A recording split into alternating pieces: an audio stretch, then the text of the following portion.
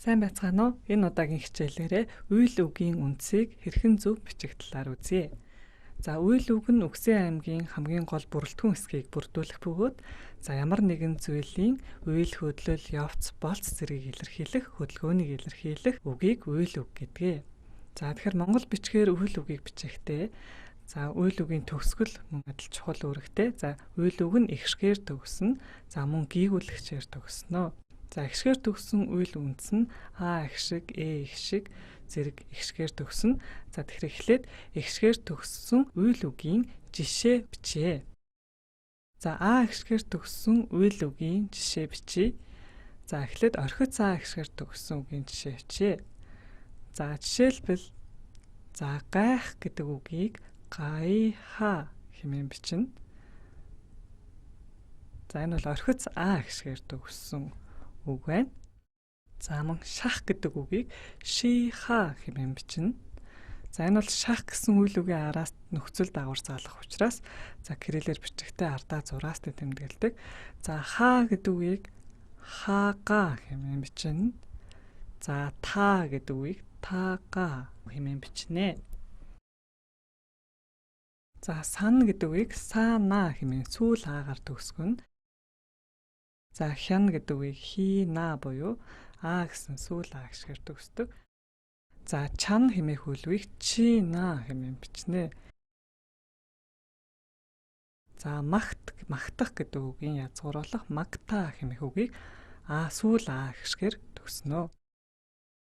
За гişгээр төгссөн үйл үгийн жишээ бичье. За орхиц гişгээр төгссөн үг. За жишээ нь хичээ гэдэг үгийг хичие хэмээн бичнэ.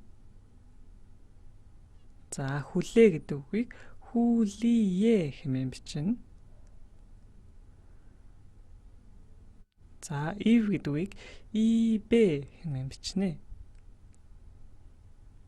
За сав буюу ямар нэгэн зүйлийг савах, цохих гэдэг үгийг саба гэж бичнэ.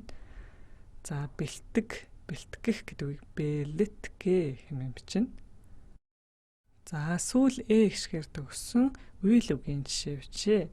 За жишээлх юм бол үзэх, харах гэдгийн үз гэдгийг үзэ хэмээн бичнэ. За хэвт гэдэг үгийг хэвтэ хэмээн бичнэ. За мэдэх гэдэг үгийн мэд язгуурыг мэдэ хэмээн бичнэ. За хэл хэмээх үгийг хэлэ хэмээн бичнэ. За дэлгэрэх, цэцэг дэлгэрэх гэдэг үгийг дэлгэрэ хэмээн сүүлээ гişгээр төгсгөнө. За сүүл гişгийг нада, чаца, сала зэрэг гүйгүүлэгчийн доор бичдэг. За гişгээр төгссөн үйл үгийн жишээ бичье. За жишээ нь бай гэдэг үгийг бай хэмээн бичнэ. За хий гэдэг үгийг хий. За зах гэдэг үгийг захи. За түлэх гэдэг үгийг түлхи хэмээн гişгээр төгснө. За мөн очих, ирэх гэдэг үгийн оч хэмээх үгийг очи хэмээн гişгээр төгснө. За уу гişгээр төгссөн үйл үгийн жишээ бичье. За жишээлбэл яв хэмээх үйл үгийг ябу гэж бичдэг. За нухах гэдэг үгийн язгуур болох нух хэмээх үйл үгийг нуху хэмээн бичнэ. За ой гэдэг үгийг оё хэмээн бичнэ. За үү гişгээр төгссөн үгийн жишээ. За жишээлх юм бол өрөг гэдэг үгийг эргүү гэж бичнэ. За мөн зүс гэдэг үгийг жисүү хэмээн бичнэ. За хэс гэдэг үгийг хэсүү хэмээн бичнэ. За оёх нэхэх гэдгийг нэх гэдэг үгийг нэхүү хэмээн бичнэ. За гийгүүлэгчээр төгссөн үйл үгийн жишээ бичье. За эхлээд ба гийгүүлэгчээр төгссөн үгийн жишээ бичье. За монгол бичгээр бол ба гийгүүлэгчээр төгссөн үйл үгийн язгуур 3 байдаг. За түүний нэг нь бол аав.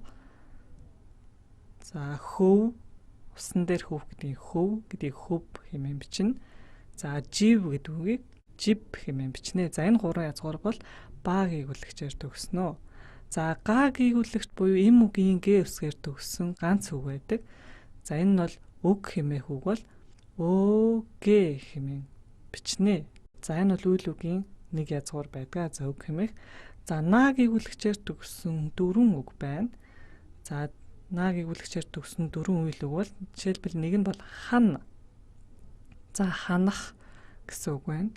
За чин буюу чинрэх, чинэх гэдэг үгийн язгуур чин гэдэг үг бол на гийгүүлэгчээр төгсдөг. За тун буюу тунах, тунж үлдэх зэргийн тун гэдэг үг на гийгүүлэгчээр төгсөн. За мөн сунах гэдэг үгийн сун язгуур на гийгүүлэгчээр төгсдөг.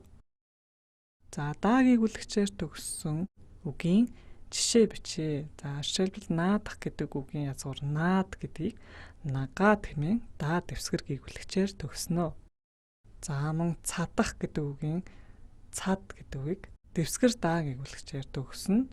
За өвдөх гэдэг үг нь эбэд буюу өвд эбэд хэмээн бичнэ. За бэлдэх гэдэг үгийн язгуур бэлдэхийг бэлэд хэмээн да гийгүүлэгчээр төгснө. За мөн нэгдэх, нийлэх гэдгийн нэгд язгуурыг да гийгүүлэгчээр төгсгөн бичнэ. Ра гийгүүлэгчээр төгссөн үгийн жишээ бичье. Гар гэдэг үгийг гар хэмээн ра гийгүүлэгчээр төгснө. За захирах гэдэг үгийн язгуур захир хэмээх үгүүд за хэр хэмээн бичнэ. За сурах гэдэг үгийн язгуур сур гэдэг үйл үг нь ра гийгүүлэгчээр төгснө. За мөн чир гэдэг үгийг чир хэмээн бичнэ. За дуугарах гэдэг үгийн язгуур дуугар хэмээх үйл үгийг ра гийгүүлэгчээр төгсгөнө. За са гийгүүлэгчээр төгссөн үгийн жишээ бичье. За тэгэхээр са гийгүүлэгчээр төгссөн олон үйл үг байна. За жишээлх юм бол баяс гэдэг үг баяс хэмээн бичнэ.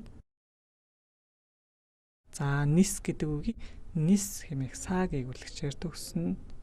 За бос гэдэг үг нь са гийгүүлэгчээр төгснө.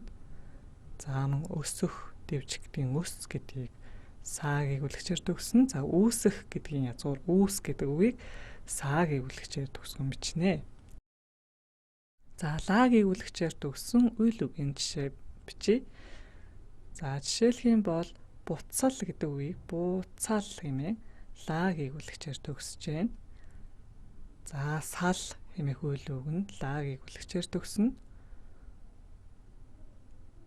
За хөдөл, хөдлөх гэдэг үгийн язгуур хөдөл гэдэг үг ла гийгүүлэгчээр төгснө. За хайлах, урсах гэдгийн хайл гэдэг үгийг ла гийгүүлэгчээр төгсгөн бичнэ.